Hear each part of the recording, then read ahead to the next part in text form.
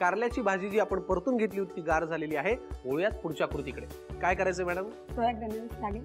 सोया granules लागतील। बरं मला सांगा, हे बाजारात विकत मिळतं का? हो, विकत मिळतं। आणि त्याला जर 1 वाटी सोया ग्रॅन्युल्स घेतलं तर डबल पाणी घेऊन थोडी वेळ भिजवून ठेवायचं आणि गॅसवर पण 2 मिनिटं त्याला उकडायचं लगेच।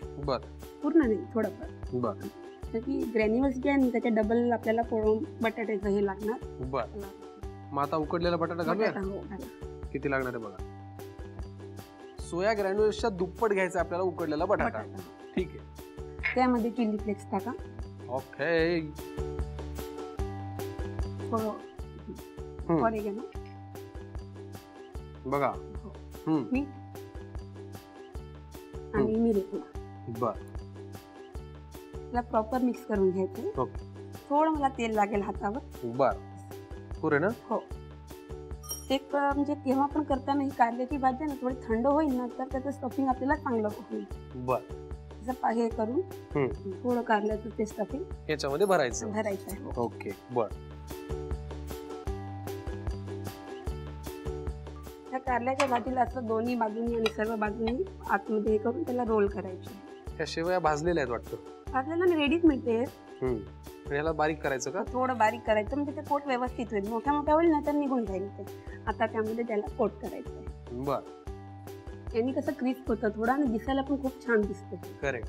गॅस एकच फ्लेमवर असायला पाहिजे। म्हणजे 50 वेळेला कमी जास्त नाही करायचा, मंद आचेवर तर मंद आचेवर।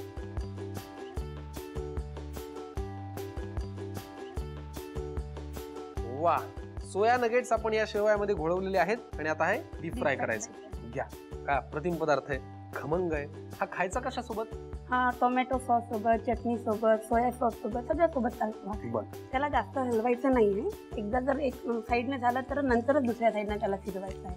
म्हणजे फार आपलं झालंय की नाही असं करू नका। आघळ पघळपणा नको। तेल पण असं डीप होईल ना तेवढं तेल घेतलं ना तर आपल्याला हलवायची गरजच नाही पडत। शेवटी जरा एक बाजू जी राहिली ती पण उलटी केली की ते होऊन जातं। जितकं आपण हलवलं ना तितकं ते सेवईचं कोटिंग निघून जाईल ना तर दिसायला पण छान नाही वाटत आणि ते क्रिस्पी पण नाही होत। बरोबर। आम्ही डीप फ्राय करून घेतो, प्लेट मध्ये सर्व करतो।